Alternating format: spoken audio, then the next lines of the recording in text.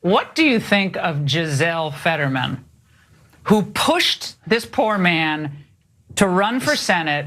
Now he ends up in the hospital with clinical depression after already being hospitalized. I mean, is there a more twisted scenario than this? Frankly, cruel scenario than this?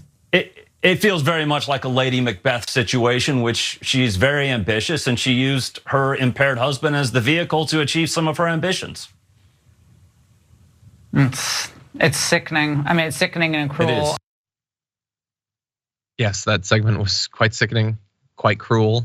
That is the mission statement, of course, for the Ingraham angle. Sickening and cruel every weeknight. Yeah, Brett, I can see your reaction. That was insane even for Laura Ingraham's show. That was pretty bad. Pretty bad. Pretty misogynistic. Where's your evidence that she pushed him to do that? Where's the evidence? You just came up with that. He was running. How sad is it that you lost to this guy? That's what you're mad about. You're mad about it, and now you're trying to paint the woman who is going through this with her family as Lady Macbeth. Who are you?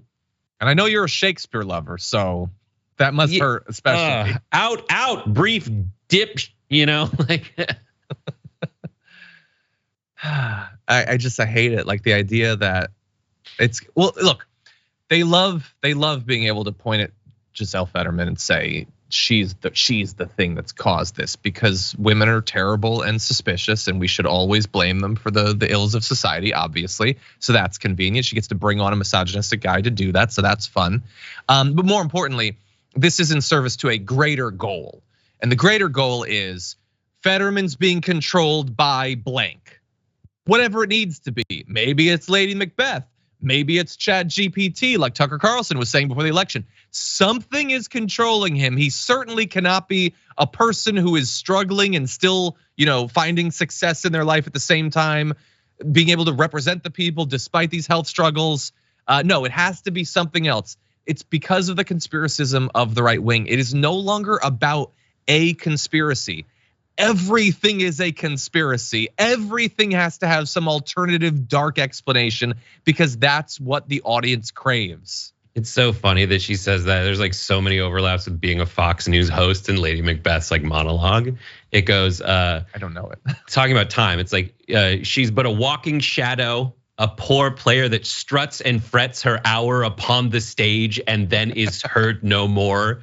She is telling a tale. It's a tale told by an idiot, full of sound and fury, signifying nothing. Well, that's the rest of the mission statement. That's pretty good. See, your training in the classics has once again paid literary dividends.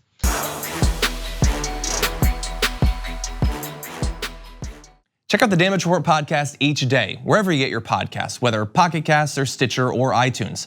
You can join me as I give you the news and stories you want, with a range of co-hosts and interview guests jumping in on the fun each day. Again, that's the Damage Report, wherever you get your podcasts. And if you get them at iTunes, don't forget to rate and review. Sometimes I'll read them live on the show.